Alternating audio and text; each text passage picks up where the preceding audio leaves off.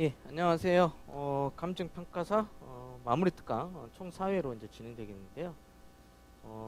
일단 뭐 민총 2회, 뭐 물권 2회 이렇게 나갈 것 같은데 아마 물권은 조금 더 보강을 해야 되지 않을까 싶은 생각인데 최대한 압축을 해서 이제 강의를 이제 하도록 하겠습니다. 아무래도 이제 간평 여러분들 보시면은 민총은 성적이 좀 잘 나와요. 예, 근데 물권이 좀 안 나오죠. 그래서 물권에다 조금 더 비중을 두는 방향으로 좀 진행을 하도록 하겠습니다. 어, 서론은 이렇게 마치고 바로 이제 들어가겠습니다.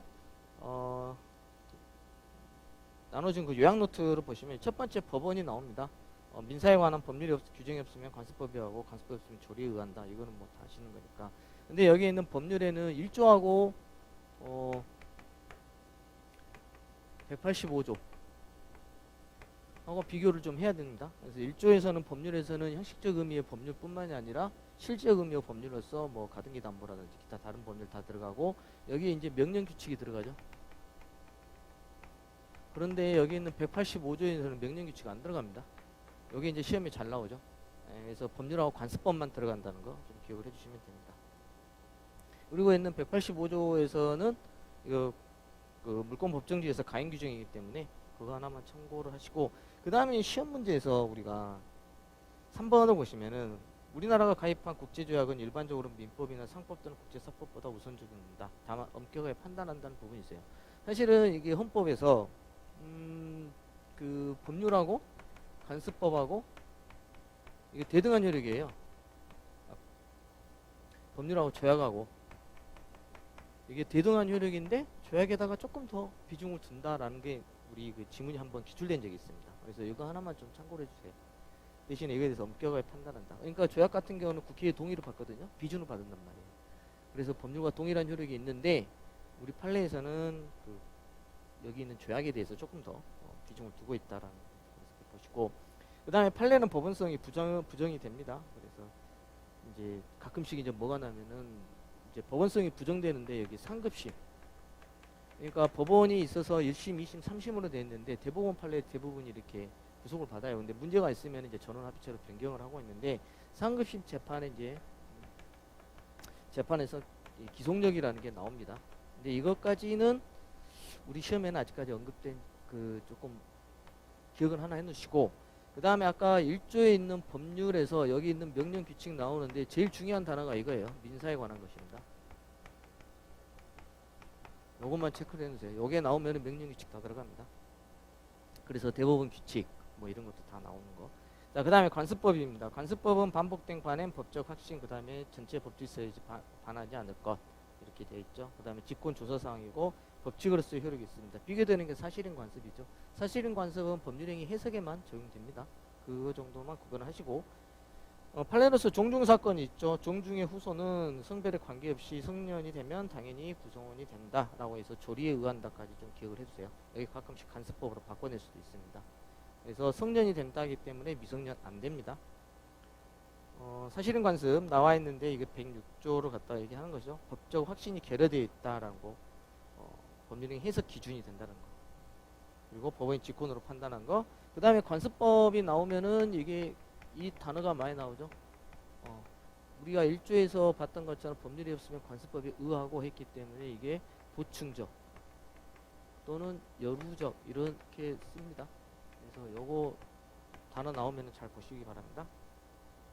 그 다음에 관습법이 인정되는 거 명인망법, 간습법상, 법정지상권, 분묘기지권, 명인식탁, 동산, 양도담보 이거는 전부 다 우리 뒤에서 한 번씩 다 배울 겁니다. 그래서 보시고 간습법 부정된 거 제일 많이 나오는 지문이 미등기 무허가 건물 양수인의 간습법 물권. 예. 등기가 안 되면은 뭐가 안 돼요? 물권 변동도 안 됩니다. 그래서 소유권 인정이 안 되는 거죠. 그래서 물권 인정할 수 없고 소유권도 인정할 수 없습니다. 그 다음에 원청권, 사도통행권, 공원이용권 이런 게 이제 간습법이 부정되는 걸 얘기를 하는 겁니다. 자, 그 다음에 법률상의 권리 의무 나와 있는데 내용상에 의한 분류, 작용에 의한 분류 여러분들 보시면 됩니다. 이게 그렇게는 시험에는 이제 그 세무사나 이런 경관이나 이런 쪽에서는 한 번씩 이게 내용에 의한 분류에서 작용에 의한 분류가 나오는데 우리 시험에서는 아직까지는 그렇게까지 비중도에서 나오는 것 같지 않습니다. 그 그 다음에 항변권이 나옵니다. 연기적 항변권, 동시행 항변권, 보증인의 최후 검색 항변권. 그 다음에 영구적 항변권으로서는 상속인 한정 승인 나와 있습니다. 동시행 항변권은 우리 그 유치권 하면 한 번쯤 더 배우게 될 건데 간단하게 보면은 매매를 합니다. 부동산 매매, 계약금, 중도금, 잔금을 하죠. 이 잔금하고 잔금을 여기서 지급을 하면은 여기 매도인, 여기 있는 매수인. 요 했을 때 여기서 뭐예요? 소유권 이전 등기를 해주는 거죠. 요 관계가 결련성으로서 동시행 관계가 되는 겁니다. 그래서 매도인이 등기를 안 넘겨주면 매수인은 나도 너한테 매매 잔금 안 지급 안 해. 또 매수인이 잔금을 지급하지 않으면은 매도인은 너한테 소유권 이전 등기 안 해. 하면서 서로가 이행을 갖다가 요구하는 것이죠. 이게 바로 동시행 관계입니다. 그 다음에 용어만 알면 돼요. 보증인의 최고 감색 항변권 같은 경우는 채권자가 있고 채무자가 있고 여기 있는 보증인이 있습니다.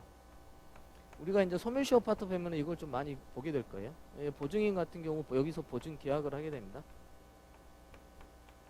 그래서 채권자가 보증인한테 채무자가 돈이 없으니까 보증인한테 요구를 하는 거죠. 너가 갚아라. 그러니까 보증인은 뭐라고 그래요? 우리한테 한 번 더 한번 물어봐. 그리고 우리 숨겨놓은 재산이 있어. 라고 하면서 최고 검색 항변권을 행사를 하게 됩니다. 그래서 여기 찾아봐가지고 우리한테 만약에 숨겨놓은 찾아봐서 돈이 있다라고 한다면 그때는 보증인 지급을 안 하면 되겠죠. 그리고 만약에 찾으라고 했는데 안 찾았다. 근데 나중에 발견됐다. 그러면 보증인은 자기네 책임 재산 법인에서 그 부분만큼은 면하게 됩니다.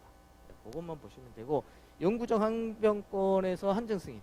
승인에는 그 상속에는 상속이 이루어진다면은 기본적으로 여기 있는 적극적 재산뿐만 아니라 소극적 재산까지 다 나옵니다. 좀 쉽게 얘기하자면은 채권 채무 다 넘어와요. 그런데 채무가 많으면은 이거 안 되잖아요. 그래서 여기 있는 내가 받은 재산의 범위 내에서만 책임을 지겠다라고 하는 게 한정 승인입니다. 용어만 좀 보시면 되고 시험에서는 제일 잘 나오는 게 형성권입니다. 형성권은 반드시 알아야 돼요. 권리자의 일방적 의사 표시로 법률 관계의 발생 변경 소멸시키는 권리. 그래서 조건이나 기한을 붙일 수는 없습니다. 원칙적으로.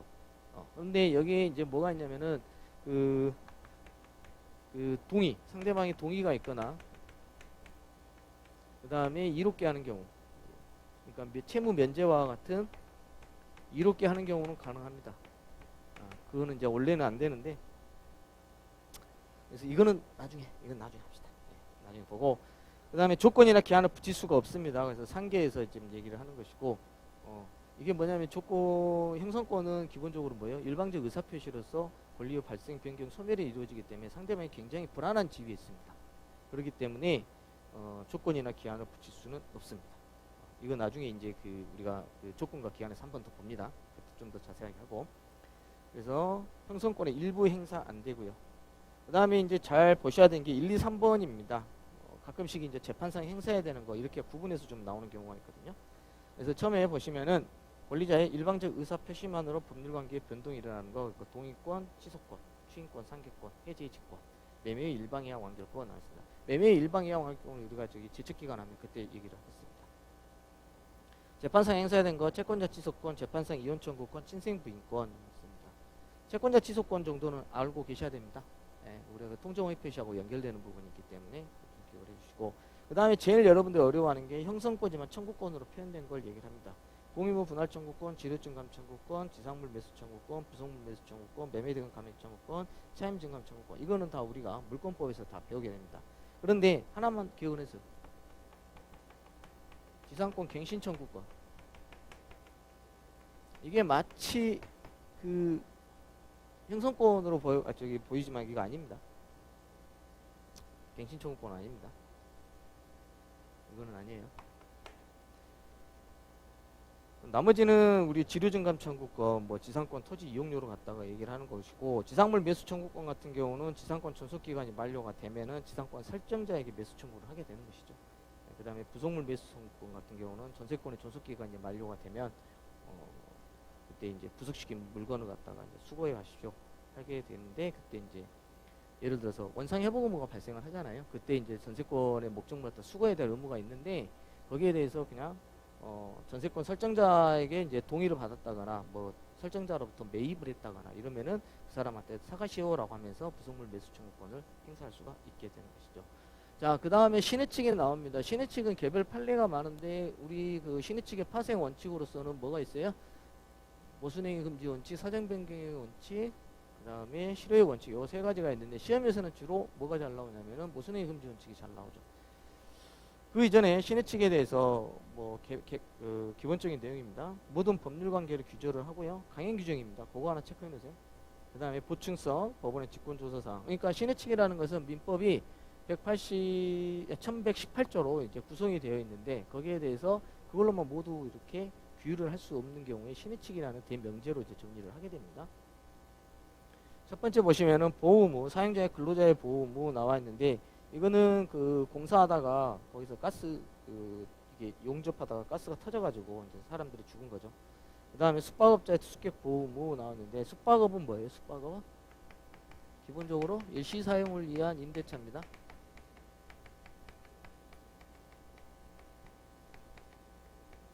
여기 임대차 계약 같은 경우 기본적으로 임대인 같은 경우는 그 임차인을 갖다 보호할 의무는 없어요. 원칙적으로는. 우리가 이제 그 지금 전세 살고 있는 사람들 있잖아요. 저도 뭐 전세 살고 있습니다만은 그런 경우에 그 임대차 계약을 맺어가지고 하는 경우에 집주인이 우리들 안전보호까지 해주는 거 아니잖아요. 원래. 그래서 원래는 없는데 여기 숙박업 같은 경우는 일시 사용으로 임대차로서 여기서 보호 의무가 도출된다라고 이렇게 얘기를 하고 있습니다. 이거는 이제 모텔에 투숙했다가 사망을 불나가지고 이제 화재로 이제 돌아가신 거죠. 그 다음에 병원 기증품 보관 의무, 그 다음에 고지 의무, 신의칙상 고지 의무가 있죠. 알려줘야 되는 거죠. 아파트 분양을 하는데 뒤에 쓰레기 매립장이랑 그 다음에 공동묘지가 있다라고 한다면 그걸 알려줘야 될 의무가 있는 것이고요. 신의칙의 한계, 법령에 위반돼서 무혐의를 알면서도 그 법률행위를 한 자가 강행법규 위반을 해서 무효를 주장하는 거 신의칙 위반 아니라는 거. 그게 바로 모순행위 금지 원칙의 대표적인 판례 투자 수익 보장 약정하고 미성년자 신용카드 사건이 나옵니다. 이게 이제 제일 많이 나오죠. 이게 투자 회사고 고객하고 여기서 투자 수익 보장 약정을 한 거죠.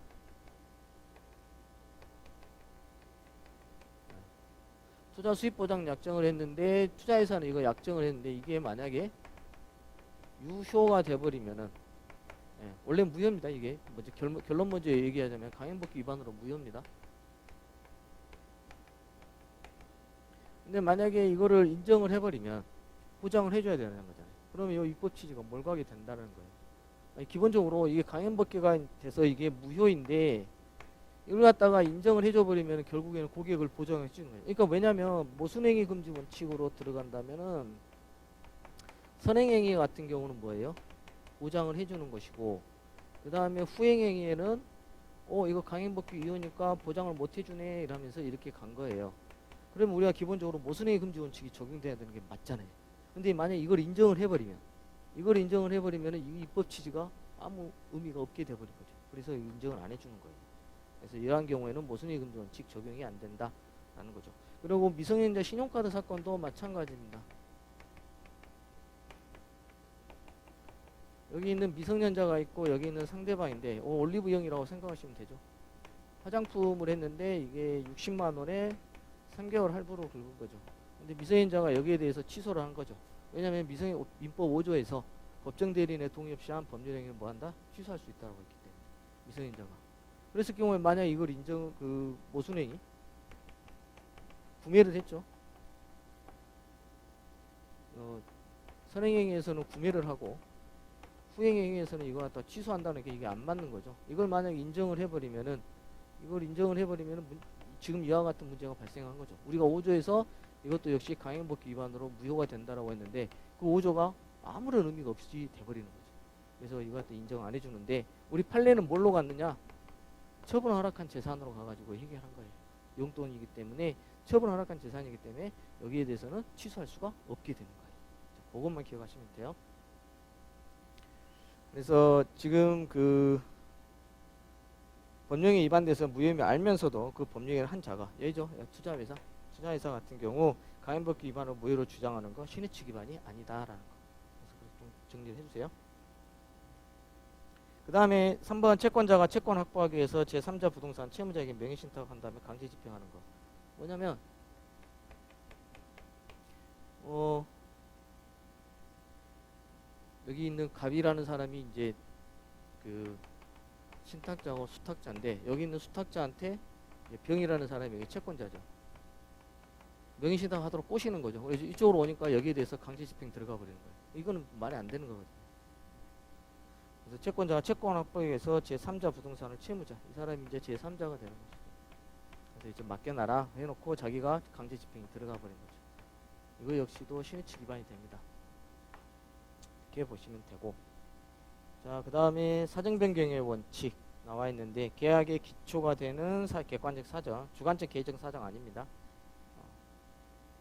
그 다음에 두 번째, 임대차 계약에서 차임 불증의 특약, 그래서 경제사정 변동 시에 차임증액 청구 가능하고, 3번하고 비교하는 것만 알아두시면은 여기서는 뭐냐면은 특정에다 좀 동그라미 치시겠어요? 그 이사가 사임하는 거 있잖아요. 이사가 사임하는 거 원래는 뭐예요? 사정 변경에 해당됩니다. 근데 여기에서 나와 있는 것처럼 채무액과 변제기가 특정되어 있다는 거, 이거는 사정 변경에 해당되지가 않는다라는 겁니다. 이거 좀 보시고, 이거 3번 같은 거 시험 잘 나옵니다. 그 다음에 계약 성립의 기초가 되지 않은 사정이 그 후 변경돼 가지고 일방 당사자가 계약 당시 의도한 계약 목적을 달성할 게 없게 된 것은 손해가 발생했다. 이러한 경우 계약 내로 효력을 갖다가 유지하는 게 신의칭에 반한다고 볼 수는 없다. 그래서 사정 변경에 의한 계약 해제를 갖다가 인정한 겁니다. 사정 변경, 계약 해제. 네, 모순행위 나왔습니다. 모순행위 금지 원칙 이게 나왔는데 선행위와 후행의 불일치를 얘기하는 거죠. 모순행위 금지 원칙에 해당 되는 거, 대항력을 갖춘 임차인이 권리 주장하지 않기로 확인서 작성해주고 경매 절차에서 배당 요구한 거. 그러니까 그 경매가 시작되면은 그 낙찰을 받기 위해서 사전조사가 나옵니다. 현장에 나와서 보통 임장이라고 그러죠. 이런 거 와가지고 이제 조사했는데 나는 임차인 아니에요 했다가 나중에 경매 끝나고 나니까 나 임차인이에요 주장하는 거죠. 그거 받아들일 수 없다라는 거죠. 그 다음에 대리 권한 없이 타인의 부동산을 매도한 자가 그 부동산 상속 후에 소유자의 지위에서 자신의 대리냐 무권 대리임으로 무효임 주장해서 등기 말소 청구한 사례. 요거 시험에 잘 나오죠. 이거는 무권 대리인에서도 한 번 더 나옵니다. 이거 모순행위 금지 원칙, 뭐 신의칙에 반해서 인정 안 된다라는 겁니다. 갑이라는 사람이 X라는 부동산이 있고 우리라는 사람이 무권 대리인입니다. 그 다음에 병이 이제 상대방이죠. 요 사례는 전득자도 있습니다. 한 명 더 있는데 그냥 여기서까지만 정리해도 돼요. 그래서 부동산을 갖다가 여기다 처분을 합니다. 근데 이 사람이 사망을 해요. 사망을 하니까 이게 어떻게 되겠어요? 상속이 이루어집니다. 이 사람의 아들이었어요. 그래놓고 선행행위에서는 뭐라고 하냐면 매각을 하고, 후행행위에서는 이걸 갖다가 취소하는 거 인정 안 된다라는 거죠. 근데 기본적으로 우리가 이제 무권 대리인 같은 경우 이거 상속이 이루어지면은 여기에 추인권이 오는 거예요. 추인도 상속이 됩니다. 우리가 나중에 좀 배울 건데 추인인으로 해서 상속이 이루어지기 때문에 추인 거절권을 행사를 한 거였어요. 근데 우리 판례는 모순행위 금지 원칙에 반한다. 그러면 또 여기 문제가 뭐가 발생하겠어요? 상대방이 만약 이걸 갖다가 추인을 해가지고 추인 거절을 한다. 추인 거절을 하면 여기 있는 거 인정이 안 되잖아요. 그럼 다시 복귀를 해야 되는 거죠. 그러면 이 사람이 무권 대리를 뭘 책임져요? 135조에서 이행 청구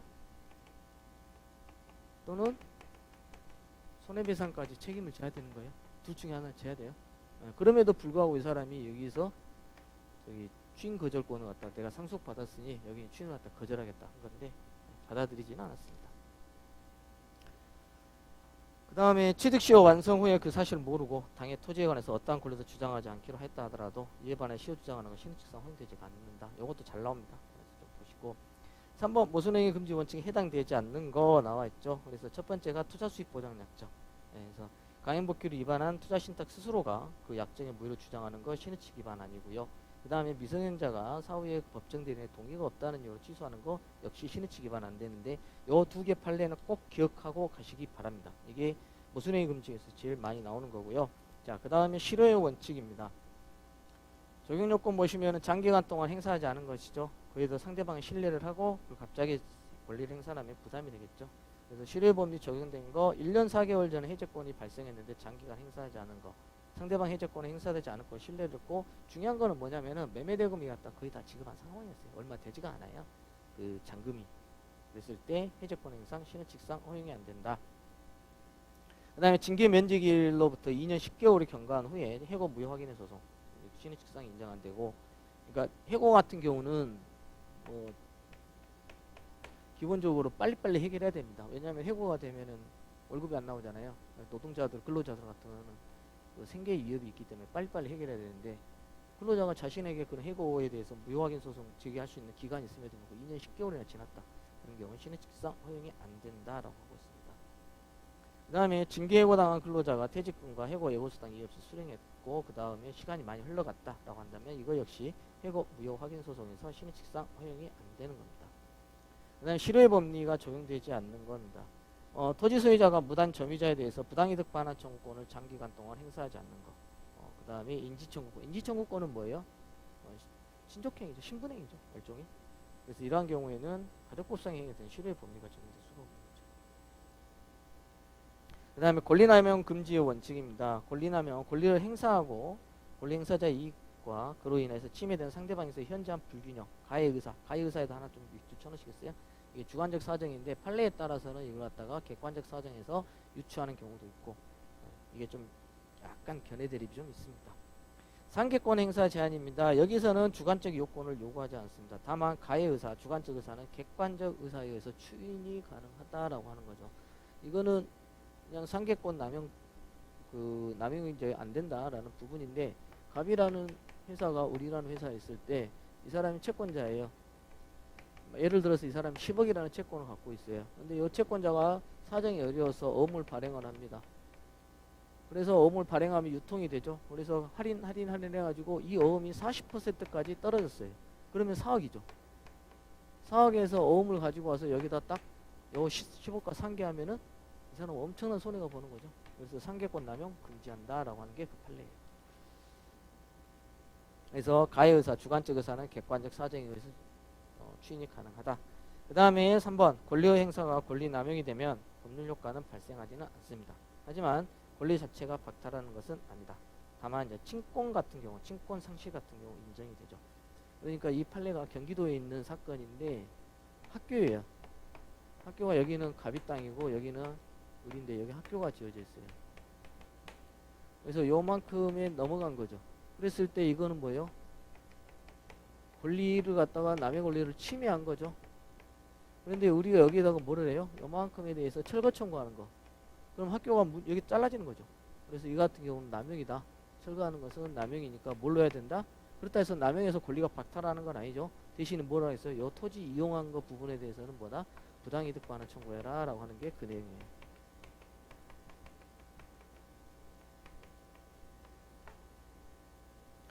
그 다음에 자기 채무 이익만 회파견 수단으로서 동시행한 변과 행사하는 거, 이런 거 권리 남용이 되고요. 송전소가 좀 많이 나오는데 이거는 케이스 바이 케이스로 봐야 됩니다. 어찌됐든 간에 토지를 통과하고 있다는 사정 알고 토지를 취득한 자의 송전소 철거 처구 권리 남용이 해당되지 않는다라고 했는데 되는 것도 좀 있어요. 이거는 케이스 바이 케이스로 보셔야 됩니다. 그 다음에 4번 국가에게 국민을 보호할 의무가 있다는 사유만으로 국가가 소멸시효 완성을 주장하는 것 자체가 신의칙에 반해서 권리남용에 해당한다고 할 수는 없다라고 했습니다. 이 문구는 좀 기억을 해두세요. 이 문구는. 그래서 일반 채무자와 소멸시효의 완성 주장에서 같은 특별한 사정이 인정돼야 권리남용이 인정이 된다고 하는데, 이거는 그 군대를 갔다 2번 갔다 온 겁니다. 학도의용군 갔다 왔는데 나 학도의용군 갔다고 주장을 했는데 안 받아준 거예요. 그래서 또 군대 갔다 오란 거예요. 나중에 밝혀졌는데 거기에 대해서 손해배상 청구를 하려고 하니까 기간 도과됐네, 소멸시효가 완성됐네 하면서 안 주려고 한 거죠. 국가가. 국가가 나쁜 거죠. 자, 그 다음에 자연인으로 들어와서 이제 태아의 권리 능력을 보게 됩니다. 태아에서 제일 중요한 거는 권리 능력. 불상유예는 반드시 외우시고 가시기 바랍니다. 불법에 의한 손해배상 청구권, 상속, 유증, 인지, 요거는 꼭 기억을 하고 가셔야 됩니다. 먼저 권리능력, 득실, 출생신고와 사망신고 여부에 대해서 좌우되지는 않는다라는 겁니다. 태아의 권리능력 나와있죠. 그런데 여기 있는 상속이 있잖아요. 여기 있는 대습상속, 인정이 대습상속, 그 다음에 유류분, 요거까지 다 인정이 됩니다. 대습상속은 뭐예요? 상속 결격 사유가 있는 사람. 자, 간단하게 보시면은 이 사람이 상속 결격 또는 사망 되면은 여기에 이렇게 상속이 이루어지는 거죠. 상속의 기본적인 거는 직계 비속이 먼저입니다. 잔존 배우자와 더불어서 그 다음에 직계 존속으로 올라가요. 그거는 알고 있어야 돼요. 그래서 유리분 같은 경우는 법정 상속분의 2분의 1을 갖다가 받게 됩니다. 요거 그래서 상속이 나오는데 시험에는 요렇게 지문이 좀 많이 나와요. 그래서 요거 좀 기억을 해놓으세요. 그 다음에 나와 있는 게 증여가 나오죠. 요 증여는 이거는 계약입니다. 계약이에요. 계약. 계약의 당사자가 될 수가 없죠. 그리고 우리가 지금 이제 태아에서 그 태아의 법적 지위에 관련해서 나오는 게 정지조건서라고 해제조건설이 이제 나오죠. 그래서 포태를 하고 뭐 사건이 발생했다고 칩시다. 그래서 여기서 출생을 하면은 이렇게 되고 있다가 출생을 하면 그때부터 그래서 요렇게 소급을 하는 거죠. 여기에 인격 소급설 이렇게 얘기하죠. 이때는 권리 능력이 인정이 안 됩니다. 따라서 법정 대리인이 없어요. 근데 해제조건설은 뭐예요? 처음부터 이렇게 쭉 가는 거죠. 포태를 한과 동시에 이렇게. 그래서 여기서 출생을 하면은 그냥 고하고 사망을 하면은 이제 뒤로 가는 거죠. 이때는 뭐가 되겠어요? 권리 능력이 인정이 됩니다. 이때는 법정 대리인이 될 수가 있는 거죠. 그래서 만약에 태아의 권리 능력에서 사례가 나온다면 요거 나올 겁니다. 계약 받을 수 있느냐. 여기 있는 해제조건설에 따르면 할 수가 있어요. 법정 대리인이 존재하니까. 요거 하나 체크해 놓으세요.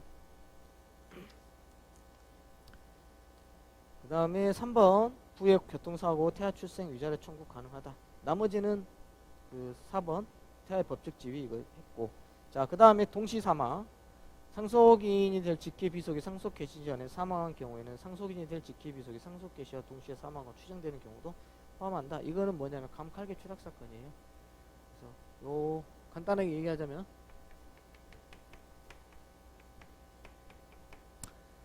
다 여행 갔다가 돌아가셨어요. 비행기 추락으로. 그랬을 때 이제 소송이 제기됩니다. 이 사람이 엄청난 부자입니다. 그래서 여기 있는 형제자매들이 소송을 제기를 했는데 상속에 대해서 사위가 이제 다 받게 되는 거죠. 그래서 계산을 해보니까 우리 여기 아이거든요. 이게 딸이 손녀딸인데 얘는 이제 재산이 없으니까 놔두고 갑이 먼저 사망을 하면은 을한테 넘어오고 병한테 넘어오고 둘 다 돌아가셨기 때문에 얘한테 가고, 또 만약에 을이 먼저 돌아가셨다고 합시다. 그럼 갑이 나중에 돌아가셨기 때문에 이렇게 해서 대습상속이 이루어지는 거죠. 여기 사망을 하면 이렇게 받고 여기 사망하면 이렇게 대입상속 들어오고 어찌됐든 간에 여기 있는 사위가 다 받게 되는 걸 갖다 얘기하는 겁니다. 자, 두 번째, 여러 명이 동시에 인한 후 사망한 경우 동시에 사망 후 추정에다 동그라미 치세요.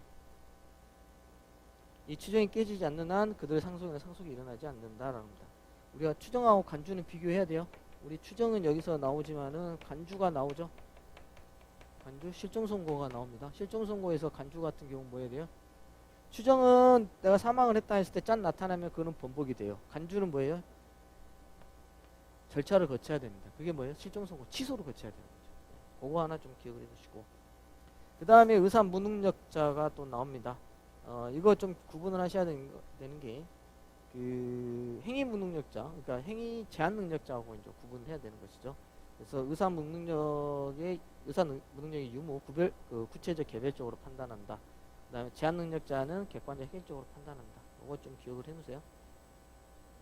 그 다음에 의사 무능력자의 법률행위 효과 절대적 확정적 무효가 되는 것이고, 의사 무능력으로 무효 주장하는 거 모순행위 금지 원칙에 반하지 않습니다.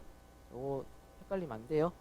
그 다음에 의사 무능력자의 무효 주장 시 부당이득 반환 의무가 141조 단서에 제한 능력자의 선악 불문 현존 이익 반환 규정을 위치 적용한다. 거기는 꼭 밑줄 쳐놓고 보셔야 돼요. 이거는 나중에 미성년자 지속권에서 이게 지속권의 반환 범위에 대해서 한 번 더 볼 거긴 한데, 이게 무슨 판례냐면은 갑이 의사 무능력자입니다. 그 다음에 은행이에요. 여기 있는 의사 무능력자 그래서 소비대차가 여러분 어렵게 생각하지 마시고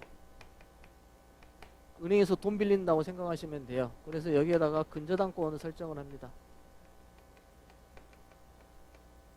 그리고 설정을 해놓고 여기 있는 자기가 돈 빌려가지고 여기에다가 그 돈을 빌려줍니다. 여기서도 다시 소비대차가 발생을 하는 것이죠. 여기서 그래서 차연금 돈을 빌린 거죠. 여기 있는 차연금 반환 채권이 있는데, 우리 민법에서는 제한능력자 같은 경우 반환 범위, 그 부당이득 반환 범위에 취소권을 행사를 해가지고 부당이득 반환하는 거,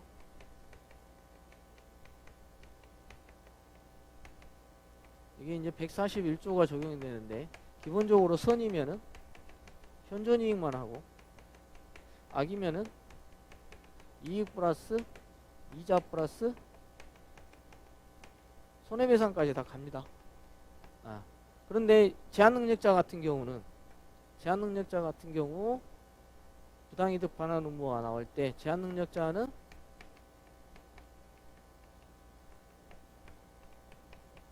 선악 불분하고 현존이익만 반환하게 돼요. 여기 이제 헷갈리면 안 돼요. 악이자가 나왔어도. 그랬을 경우에 여기 있는 142조가 근데 여기 있는 의사무능력자에 대해서 반환하는 범위에 대해서는 우리 명문에 규정이 없어요. 그래서 어디로 가냐? 여기 있는 141조로 갖다 유추 적용을 하게 됩니다. 그래서 지금 차용금 반환하는 채무 있잖아요. 요거가 그대로 이렇게 갑니다. 이걸 뭐라고 그러냐면 이걸 판단을 할 때 이거를 현존이익 이렇게 판단하고 있는 거죠. 기본적으로 이거는 뭐가 되겠어요? 무효가 됩니다. 요 전제하에서 부당이득 반환 의무가 발생을 하는 거예요. 그래서 이거 현존이익이 차용금 반환 채권이 되는 겁니다. 이거는 한번 뒤에서 잠깐 언급할 거예요. 그 다음에 어떤 법률행위가 일상적인 의미만을 알기 어려운 특별한 법률적 의미의 효과를 가진 경우 이를 이해할 수 있을 때 의사능력이 인정이 된다라는 겁니다. 자, 그 다음에 의사무능력자의 입증 책임은 그 행위의 무효임을 주장하는 자, 거기다 밑줄 치세요. 무효임을 갖다가 주장하는 자가 의사능력이 없었다는 걸 입증을 해야 됩니다. 자, 미성년자가 나옵니다. 미성년자에서 가장 중요한 거는 미성년자가 권리만을 얻거나 의무만을 면하는 행위로서 그 단독으로 유효하게 할 수 있는 거기에 포인트 하나 있다는 거 꼭 보시기 바랍니다. 자, 먼저 보시면 미성년자는 법률행위 하면 법정대리 동의 얻어야 되죠. 그걸 안 하면 취소할 수가 있는데 동의를 얻지 않으면 취소가 가능합니다. 다만 권리만을 얻거나 의무만을 면하는 행위는 그러하지 아니하다. 뭐겠어요? 상관없어요. 그래서 동의를 얻지 않은 법률행위는 취소할 수 있다는 거. 그 다음에 제한능력자 제도 규정 강행 규정입니다. 그래서 앞서 얘기했던 모순행위 금지 원칙 얘기를 했던 거죠. 그래서 미성년자가 신용구매계약 취소권의 행사 시 법률관계 신용구매계약 취소 신의 측에 반하지 않는다. 다만 법정대리인의 묵시적 동의 또는 처분 허락한 재산에 해당해서 취소가 불가하다라는 거 이렇게 좀 기억을 해주시면 됩니다. 그 다음에 미성년자가 단독으로 할 수 있는 거 권리만 얻거나 의무만을 면하는 행위 나와 있는데 여러분들이 보실 거는 부정 부분에서 부담부 증여로 보세요. 부담부 증여. 증여는 무상행위입니다. 대가 없이 주는 거죠. 우리 흔히 말하는 기부행위라고 생각하시면 됩니다.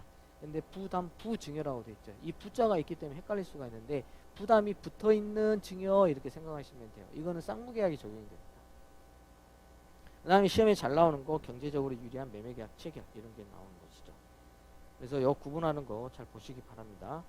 그 다음에 미성년자가 단독으로 할 수 있는 거 처분이 허락된 재산 그래서 용돈 이렇게 생각하시면 되고 허락된 영업행위 그래서 영업에 대해서는 성년자와 동일한 행위 능력이 있습니다. 그래서 법정 대리인의 대리권은 사라지게 됩니다. 소멸이 돼요. 이때. 근데 나중에 그 영업의 허락을 갖다가 취소 그 제한하는 것도 이제 그거는 가능합니다. 그래서 나중에 이제 영업을 갖다가 취소하는 거는 이때는 철회의 의미를 갖습니다. 철회. 거두어 드린다라고 해서 철회의 의미를 갖는다라고. 그 다음에 근로계약하고 독자적 임금 청구 가능하고 시험에 제일 잘 나온 거 대리행위입니다. 제한능력자 대리행위 가능하다는 거. 117조에서 대리인은 행위 능력자임을 요하지 아니한다는 요 질문 진짜 많이 나옵니다. 그거 헷갈리면 안 돼요. 그래서 이게 135조에서 무권 대리인의 상대방의 책임을 물을 때도 여기서 제한능력자 빠지게 되거든요. 그래서 대리인은 책임을 안 져요. 좀 간단하게 얘기를 드리자면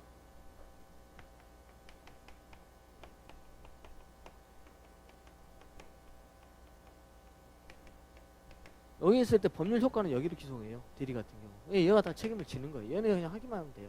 물론 얘가 만약에 무권 대리이면 책임을 져야 되겠죠. 근데 무권 대리인에서도 135조 2항에서 여기 대리인이 미성년자, 즉 제한능력자라고 한다면은 이행의 청구는 손해배상 책임을 지질 않아요. 그러니까 미성년자가 해도 상관없어요. 그 다음에 친권자의 이해상반행위 이것도 좀 잘 나오는 편이죠. 미성년자 친권자인 모가 자기 오빠에다 동그라미 치시면 돼요. 기본적으로 친권자의 이해상반의 행위 같은 경우에는 뭘 둬야 특별대리인 둬야 됩니다. 여러분들 나중에 이제 법인에 가가지고 기관이 나올 때 기관 쭉 설명을 할 때 이해상반이 나오면은 특별대리인 선임한다는 거 요 원칙만 기억하시면 돼요. 지금 여기 같은 경우에도 이 같은 경우는 이제 이에 상반이 되느냐라는 문제가 발생을 하는데 여기가 이제 미성년자고 우리라는 사람이 이제 법정 대리인이고 여기 있는 부동산이 있습니다. 이게 엄마예요, 엄마. 근데 여기 A라는 오빠가 있어요. 여기 법정 대리인 어머니의 오빠. 그러니까 뭐 누가 되겠어요? 외삼촌이 되겠죠. 그리고 여기 있는 병이라는 상대방이 있습니다. 근데 여기에 대해서 대출을 받은 거죠. 금전채무에 대해서. 그래서 여기 있는 부동산에 대해서 얘가 뭐냐면 저당권 설정을 해버려요. 오빠를 위해서. 왜냐하면 저당권 설정해야 대출이 되니까. 그래 이렇게 한 거죠. 자, 여기서 보시면은 여기서 저당권 설정해서 이익을 받은 사람은 누구예요? 오빠예요, 오빠. 얘는 손해보고. 여기 이익 받나? 아니에요. 그래서 여기서 이해상반행에 해당되지 않는다라고 하는 게 그 내용이에요. 그래서 채무자를 위한 것으로 미성년자의 불이익만을 주는 것이라 하더라도 민법 제921조 1항에 규정된 법정 대리인의 친권자와 그 자 사이에 이해상반되는 행위라고 볼 수는 없다라는 거죠. 그러니까 이익 보는 사람은 요 오빠가 이익을 보는 거예요. 그래서 요거 잘 기억을 해놓으세요. 자, 그 다음에 피성년 후견인, 피한정 후견인, 이제 피특정 후견이 나옵니다. 제한능력자로서 이게 나오는 거죠. 그래서 피성년 후견인 여러분 생각할 때 이게 용어 때문에 여러분들이 좀 어려워하는 경우가 있어요.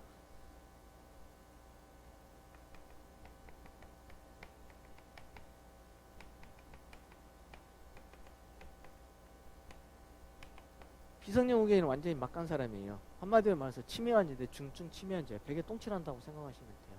피한정 후견인은 그 정도는 아니에요. 그래서 어떤 업무를 갖다가 이제 제한을 하는 거죠. 그래서 여기는 기본적으로 지속적인 사무를 처리하는 지속적인 능력이 결여된 거고, 그냥 이거는 사무 처리 능력이 결여된 거 이렇게 얘기하는 거죠. 그래서 그건 먼저 기억을 하고 가시면 됩니다. 그래서 이거는 중증 치매 환자다. 중증 치매 환자. 그냥 이거는 그냥 일반 치매 환자 이렇게 생각하시면 돼요. 성년 후견의 심판, 사무처리 능력 지속적인 결여입니다. 청구권자는 본배, 사후검, 지장, 본인, 배우자, 사촌 이내 혈족, 후견인, 검사, 지방자치단체 장 이렇게 되어 있습니다. 시험에 잘 나오는 거는 법원이 직권을 못한다는 겁니다. 신청을 해야 됩니다. 그래서 지나가다가 이 사람 상태 안 좋네 하면서 법원이 직권을 할 수 없다는 거죠. 그 다음에 본인의 의사 고려, 이게 제일 잘 나옵니다. 그러면 이게 왜 잘 나오냐면은 피특정 후견인 같은 경우는 본인의 의사에 반하여 할 수 없어요. 요거 비교해서 잘 나옵니다. 그 다음에 피성년 후견인의 행위 능력에 있어서 원칙, 피성년 후견인은 단독으로 한 법률 행위는 취소가 가능을 합니다. 근데 중요한 건 2번입니다. 성년 후견인이 동의가 있더라도 안 돼요. 취소 가능 안 됩니다. 동의가 있더라도 이건 취소가 가능합니다. 여기서 동의권이 없어요. 동의권. 요게 시험이 이제 진짜 잘 나옵니다. 왜냐면 이 사람 완전히 맛이 가가지고 상태를 파악할 수 없기 때문에 여기 있는 성년 후견인이 장난칠 수가 있거든요. 재산상에서. 그래서 이걸 동의권 자체도 인정을 안 해버립니다. 그 다음에 예외에 피성년 후견인이 단독으로 행위가 가능한 거. 그래서 가정법원 취소할 수 없는 피성년 후견인의 법률행위 범위를 정한 경우 1번은 좀 기억을 하셔야 돼요. 그 다음에 일용품하고 타인의 대리행위, 신상에 관한 거 다 할 수가 있습니다. 그러니까 피한정 후견인하고 피성년 후견인하고 차이점이 뭐냐면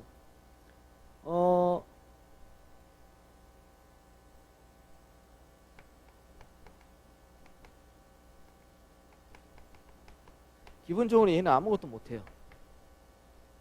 중증 치매 환자가. 근데 예외적으로 인정을 해줘요.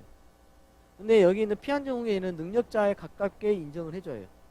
인정을 해주고 예외적으로 뭐를 하느냐, 동의를 받아야 되는 걸 갖다가 만들어주죠. 동의 유보. 그래서 이거 딱 별도로 인정을 해줘요. 별도로. 그러니까 이 동의 유보, 그래서 이 피한정 후견인의 동의를 받지 않은 것은 그 어떤 행위에 대해서 제한을 둬가지고 그걸 하게 되면 그건 취소가 가능한 거예요.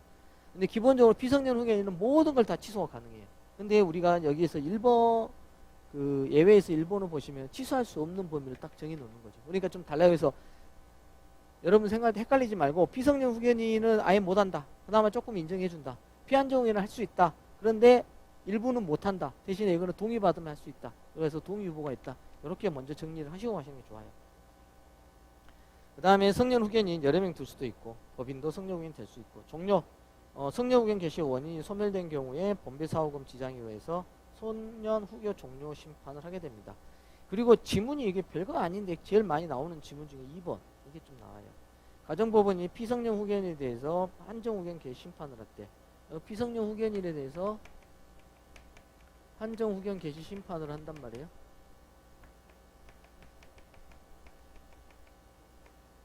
심판을 하면 요는 종료를 해야 돼요. 한마디로 얘기하자면은 피한정, 피성년, 피특정 후견이 동시에 존재할 수가 없어요. 하나만 있어야 돼. 하나만. 그래서 종전에 성년 후견의 종료 심판을 한다. 그 다음에 피한정 후견이 나와 있습니다. 취미 환자로서 일상생활 지장이 없고, 그래서 예를 들면 부동산 계약 같은 복잡한 것만 못하게 하는 거죠. 여기서도 똑같습니다. 여기 사무처리 능력의 결여입니다. 지속적인 결여가 빠져 있다는 거 보완해주고, 나머지는 피성년 후견에 똑같습니다. 본배 사후금 지장, 법원이 직권할 수 없고 본인의 의사 고려. 그래서 피특정 후견인이 본인의 의사에 반해야 한다고 비교하면 됩니다. 그 다음에 피한정 후견의 행위 능력. 가정법원은 피한정 후견인이 한정 후견의 동의를 받아야 하는 범위, 동의 유보를 정할 수가 있고, 동의가 필요한 행위를 갖다가 피한정 후견인이 단독으로 한 경우 때는 취소가 가능합니다. 그래서 동의 유보가 있다라는 거 요거. 동의를 받아야 되는 것만 따로 있다라는 거.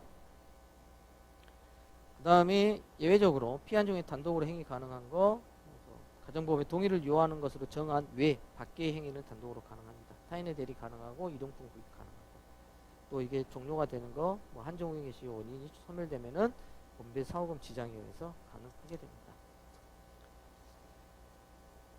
그 다음에 만약에 이제 피한정 후견인이 피성년 후견인으로 이제 판단을 할 때 요거 종료한다는 거, 요거까지 뭐 똑같은 내용입니다. 그래서 요거 좀 정리하시고, 피특정 후견인 같은 경우는 능력자로 보시면 됩니다. 치매 판정은 나왔지만 일상생활에 전혀 지장이 없어요. 그러니까 피특정 후견이 어떻게 되냐면,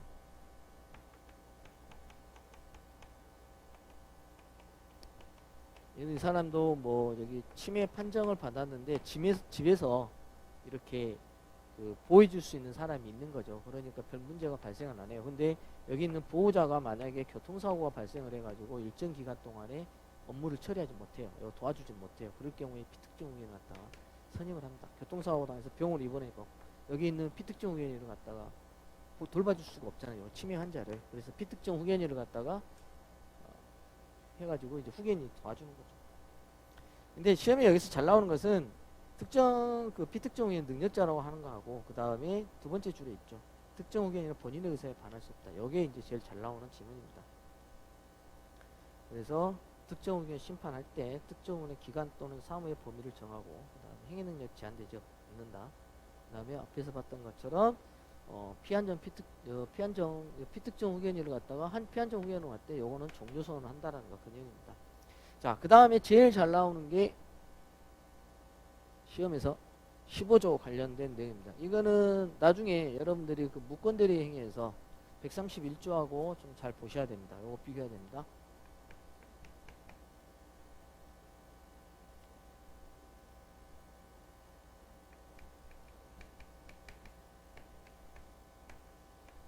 미성년자, 병 이렇게 상대방이 되어 있죠. 지금까지 우리 앞에서 봤던 건 제한능력자로서 미성년자, 피성년, 피한정, 피특정 후견인에 대해서는 그 사람들을 보호하는 규정만 봤어요. 근데 지금부터는 여기 있는 상대방을 갖다가 보호하는 규정을 보게 됩니다. 그래서 여기에서 법률행위 뭐 매매를 했다라고 가정을 했을 때 여기 있는 상대방이 법정 대리인한테 너 어떻게 할래 하면서 최고권을 행사합니다. 즉 여기 우리 15조에서는 확답 척구권 이렇게 되어 있죠. 이게 15조 2항입니다. 그 다음에 미성년자가 성년자로 돼가지고 능력자로 된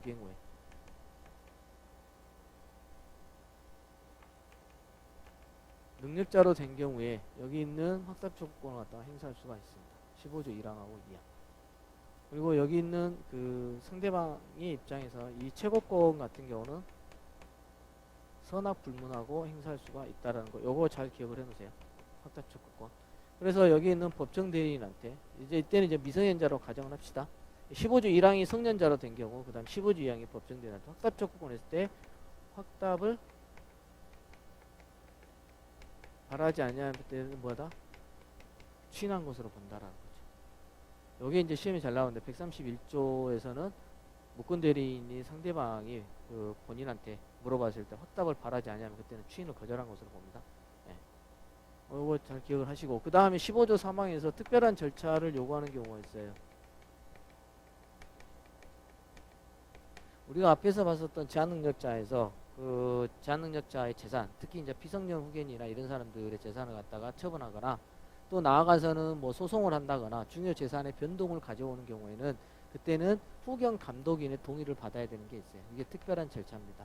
여기에 대해서 특별한 절차를 거쳐야 되는 것에 대해서 확답을 발하지 않으면은 이때는 뭐다? 취소한 것으로 본다라고. 여기 15조 3항입니다. 요거를 잘 기억을 하셔야 돼요. 자, 그 다음에 지금 확답 촉구권으로 해서 여기에 이제 최고라고 보통 우리가 얘기를 하는 것이고, 그 다음에 철회가 있습니다. 어떤 계약을 맺었을 때 철회권을 행사하는 거. 이때는 누구냐만 쓰면 선의자만 할 수 있습니다. 선의자. 그 다음에 단독행위. 단독행위는 이제 거절을 하게 되는 것이죠. 이거는 선의, 악의 다 이렇게 할 수 있습니다. 악의도 가능합니다. 그래서 요거까지 딱 기억하시면 돼요. 앞서 얘기했던 건 확답 촉구권, 여기 능력자가 돼야 돼요. 근데 여기는 능력자 아니어도 제한 능력자한테도 청구 가능합니다.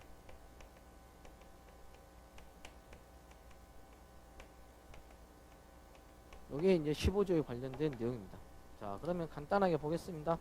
최고 15조 1항 2항입니다. 제한능력자는 능력자가 된 후 또는 법정 대리인한테 1개월 이상 기간 정해서 추인할 건지 여부 물어봤는데 확답을 바라지 않으면 이때는 추인한 것으로 본다라는 거죠.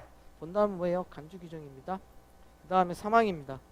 특별한 절차가 필요한 행위, 영업에 관한 거, 금전 차용하는 거, 의무만 부담하는 거, 중요한 재산 관리의 득실 변경, 소송이 이거는 그 950조의 3항에 이제 나와 있는 부분인데 그 정하 예정 기간에 확답을 바라지 않으면 뭐한 것으로 본다? 취소한 것으로 본다. 추인한 것으로 본다. 요거 잘 구분하셔야 돼요. 그러니까 요 특별한 절차가 있다라는 것만 먼저 기억을 하시면 됩니다. 그 다음에 상대방의 철회권과 거저권, 제한능력자가 맺은 계약이 추인했을 때까지 상대방의 의사표시를 갖다가 철회할 수 있다. 그런데 알았을 경우가 나와 있죠. 그럼 악이죠. 악의인 경우에는 인정이 안 됩니다. 단독행위는 또 반대로 이제 상대방 악의인 경우에도 인정이 된다는 거 이렇게 좀 기억하시면 됩니다. 그 다음에 3번 중요합니다. 이거 놓치면 안 돼요. 여기 있는 거 제한능력자에게도 청구 가능합니다. 철회나 거절의 의사표시. 자, 그 다음에 제한능력자의 속임수입니다. 17조 이제 1항이 나와 있는데 제한능력자라고 되어 있죠. 제한능력자라고 되어 있기 때문에 미성년자 피성년 후견인 피한정 후견인이 속임수로서 자기를 능력자로 믿게 한 경우에는 취소할 수 없다. 피성년 후견인 밑줄 그어놓으시겠어요? 여기에는 제한능력자가 있기 때문에 들어가 있습니다. 자, 그런데 이 항을 보시면은 미성년자나 피한정 후견이라고 있죠. 여기서는 피성년 후견이 빠져 있습니다. 여기 왜 그러겠어요? 법정 대리인의 동의가 있는 것으로 했기 때문에 그래요. 앞에서는 나 능력자야 라고 한 건데 여기서는 법정 대리인의 동의가 있는 피성년 후견이 포함이 안 됩니다. 우리는 법정 대리인의 동의가 있더라도 피성년 후견인은 그 동의를 받았다 하더라도 취소할 수 있는 거잖아요. 그래서 여기는 해당되지 않습니다. 속임수는 적극적인 기망수단을 의미하는 거고 단순히 능력자로 칭한 거나 부족합니다. 그 다음에 속임수를 썼다는 점에 입증적인 상대방이 지게 되는 것이죠. 자, 그 다음에 주소가 나옵니다. 주소는 우리 시험에서 그렇게까지 많이 나오진 않지만 그래도 첫 번째 복수주의, 실질주의, 객관주의를 취하고 있습니다. 주소를 갖다가 2개 이상 둘 수가 있고 그 다음에 정주의 의사를 요구하지 않는 면에서 객관주의를 갖다가 취하도록 하고 있습니다. 중요한 거는 주민등록지는 주소 아닙니다. 이거 좀 구분하셔야 돼요. 그러니까 주소하고 주민등록이 좀 다르는 게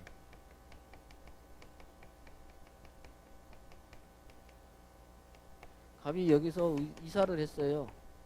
뭐 A에서 B 지역으로 갑이 이사를 했어요. 그랬을 때 주소하고 주민등록이 여기서 차이가 왔는데 여기서 만약에 전입신고를 이걸로 안 한 거죠. 그러면 어떻게 되냐면 주민등록지는 A가 되는 거예요. 주소는 B가 되고 전입신고를 안 했기 때문에. 그래서 주소하고 주민등록과 다르다는 거 요것만 개념만 잡아놓으세요. 그 다음에 거소라는 개념 갖고 좀 다른 시험에서는 좀 많이 나옵니다. 주소를 알 수 없으면 거소로 본다. 국내에 주소가 없는 자에 대해서는 국내에 있는 거소를 갖다가 주소로 본다라는 겁니다. 그것만 좀 체크하시면 돼요. 가주소 나와 있는 거 보시고. 자, 그 다음에 부재자 재산관리하고 실종선고. 예, 보시면 됩니다. 부재자 재산관리.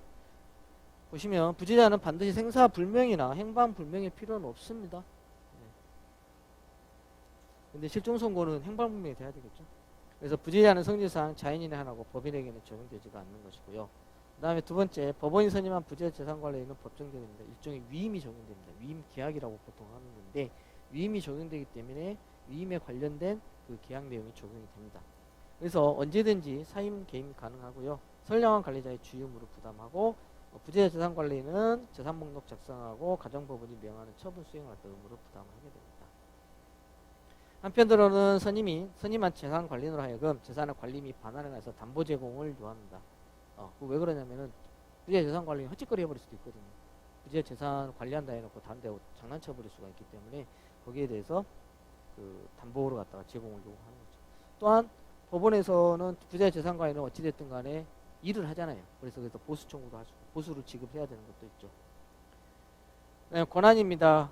법원의 명령에 의해서 정해지는데 보존, 이용, 개량행위 할 수 있습니다. 근데 처분행위는 안 됩니다. 이거 시험 잘 나오죠. 그래서 재산의 매각이라든가 담보 제공할 때는 법원은 허가를 받아야 됩니다. 자, 판례를 보시면 재산의 매각에서 허가를 받았다. 그러면은 매각이 더 크죠.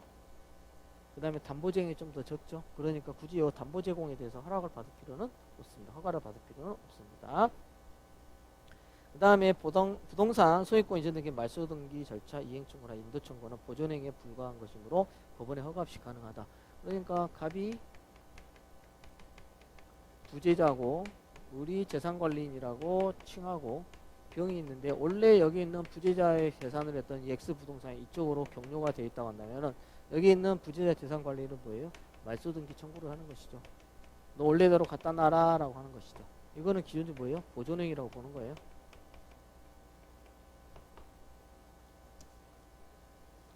그 다음에 매매 행위에 대해서 법원의 허가 결정이 났다 할 때 장래의 처분행위뿐만 아니라 기왕의 매매를 갖다 추인하는 방법으로 강화하다. 이거 시험 잘 나오는 질문입니다. 이것도 체크해 놓으세요. 이거 엄마가 그 재산관리인이 선임되기 전에 부동산을 팔아버렸을 경우에 재산관리인이 그 엄마의 행위, 그 어머니가 하는 행위에 대해서 그에다가 추인을 하는 것이죠. 자, 그 다음에 법원은 허가로서 처분행위를 한 후에 그 허가 결정이 취소됐다 하더라도 소급표 없습니다. 이건 장래효입니다. 꼭 좀 기억을 해주세요. 네. 장래효. 거기다 써놓으세요. 장래효. 소급표가 안 되면 장래효.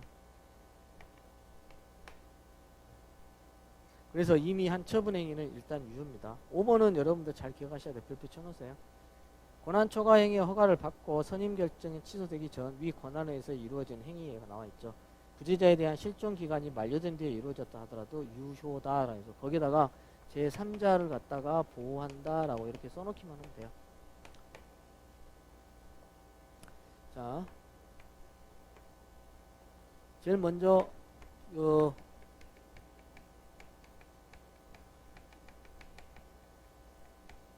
부재자 재산관리인이 첫 번째 처분행위를 합니다.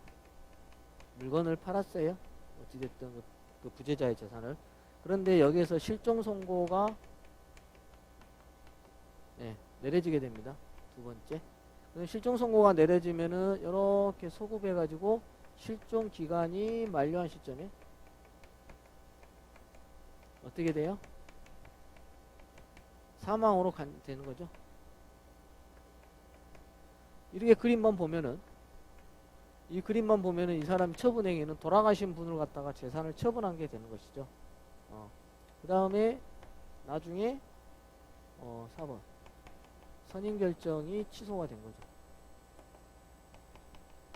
그랬을 때 여기 있는 처분행위를 갖다가 유효하게 볼 것이냐라고 하는 부분이 문제가 된 거예요. 그래서 여러분들 순서를 보시면은 제가 1, 2, 3, 4, 5 이렇게 써놨잖아요.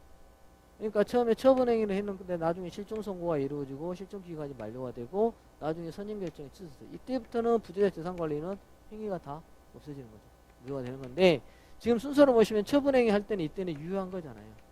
더군다나 이 부재자 재산관리 누가 선임해요? 법원이 선임해요. 그래서 여기 있는 제3자와 거래했던 것을 보호를 해줘야 된단 말이에요. 법원이 선임했기 때문에 이 사람의 행위에 대해서는 유효한 거예요. 이렇게. 그래서 순서 보시면은 부재자에 대한 실종 기간이 만료된 이후에 이루어졌다 하더라도 이거는 유효하다라는 거. 순서를 보시면 금방 이해돼요. 상대방 입장에서 부재재산 관리가 앞서 얘기한 것처럼 법원에 의해서 선임됐다면 그걸 믿고 거래했으면 보호를 해줘야 된단 말이에요. 자, 그 다음에 법원에 의해서 일단 부재자의 재산 관리 선임 결정이 있었던 이상 가령 부재자가 그 이전에 사망하였으며 이 결정 후에 확실하여졌다 하더라도 법에 정해진 절차에 의해서 결정이 취소되지 않는 한 선임된 부재자 재산 관리인의 권한이 당연히 소멸되지는 않는다라는 겁니다. 그러니까 이 사람 여기 있는 재산 관리인 왔다가 선임 결정은 취소되지 않는 한 이 사람이 어떤 행위를 할 때 이거는 다 유효하게 바라보는 것이죠. 그래서 법원의 처분 허가 등 모든 절차에 거쳐서 적법하게 격려된 것으로 추정을 하게 됩니다. 그 다음에 7번도 좀 잘 나옵니다. 부재자 아무런 관련이 없는 사람에게 타인의 채무의 담보를 갖다가 제공한 경우 이때는 부재자를 위한 처분행위라고 보기가 어렵죠. 무권 대리로 가게 됩니다. 그 다음에 4번 부재자가 스스로 위임한 재산 관리인을 뒀다 그러면은 그 재산 처분 시에 법원의 허가가 둘 필요가 없습니다. 부재자가 선임했기 때문에 그 재산 관리 자기 마음대로 하는 거예요. 자, 그 다음에 실종 선고가 나왔습니다. 실종 선고하고 부재자는 거의 한 문제에 나온다고 보시면 돼요. 실종 선고를 보시면은 이해관계인 또는 검사의 청구 나와 있죠. 그래서 실종 선고를 청구할 수 있는 법률상 이해관계인, 그래서 직접적 권리를 취득하거나 의무를 면하게 되는 자, 배우자, 제1순위 법정 상속인, 생명보험 수익자, 거기다 밑줄 그어놓으세요. 그래서 제2순위, 4순위 상속인 해당 안 됩니다. 그래서 단순한 사실상 이해관계를 갖는 자 안 됩니다. 좀 체크를 해두시고, 실종선고의 효과 나옵니다. 실종선고 효과가 나오는데 실종선고를 받은 자는 보통 실종 5년, 특별실종 1년 이렇게 나옵니다. 특별실종은 뭐예요? 선박 침몰, 항공기 추락, 그 다음에 전쟁 이런 걸 갖다가 얘기하는 것이죠. 실종선고 효과, 그래서 실종자의 종료 주소를 중심으로 해가지고 그 사법적 법률관계에 국한이 되는 것이고요. 그 다음에 그 실종자의 다른 곳에서 법률관계, 공법상 법률관계, 범죄행위 이런 거 효과 인정 안 됩니다. 그 다음에 3번 호적상, 이미 사망으로 기재된 자 같은 경우는 그 뒤집을 만한 자료가 없는 한 실종 선고가 안 됩니다. 이미 돌아가신 분을 가지고 또 사망을 통해서 실종 선고를 한다는 거 인정되지 않습니다. 이런 게 다 왜 그러냐면은 상속받은 그 재산 때문에 시점을 갖다가 달리하면 누가 받느냐에 따라 달라질 수가 있거든요. 그래서 이거 갖다가 하는 건데, 호적상 사망 기재 추정력을 뒤집을 만한 자료가 없다면 실종 선고 인정 안 됩니다. 그 다음에 실종 선고가 취소되지 않는 한 반적을 들어서 실종 선고 효과를 다툴 수는 없습니다. 왜냐하면 간주 규정이기 때문에 여기는 절차를 거쳐야 돼요. 실종 선고 취소라는 절차를 거쳐야 됩니다. 그 다음에 실종 선고에 취소 사유가 발생했다 하더라도 실종 선고가 취소되지 않는 한 이미 개시된 재산 상속 관계가 부정하고 다른 상속 관계 인정 안 됩니다. 자, 그 다음에 실종 선고의 취소 효과가 나오는데, 기본적으로 실종 선고에 대해 최후 소식, 그래서 실종 기간 만료, 그래서 1년, 5년, 여기에 이제 특별 보통 시간이 가는 거죠. 이렇게. 그 다음에 여기서 실종 선고를 청구를 하고, 실종 선고가 내려지면 이렇게 가가지고 이때 뭐 한다? 사망으로 간주가 된다라는 거죠. 그 다음에 실종 선고 후 취소.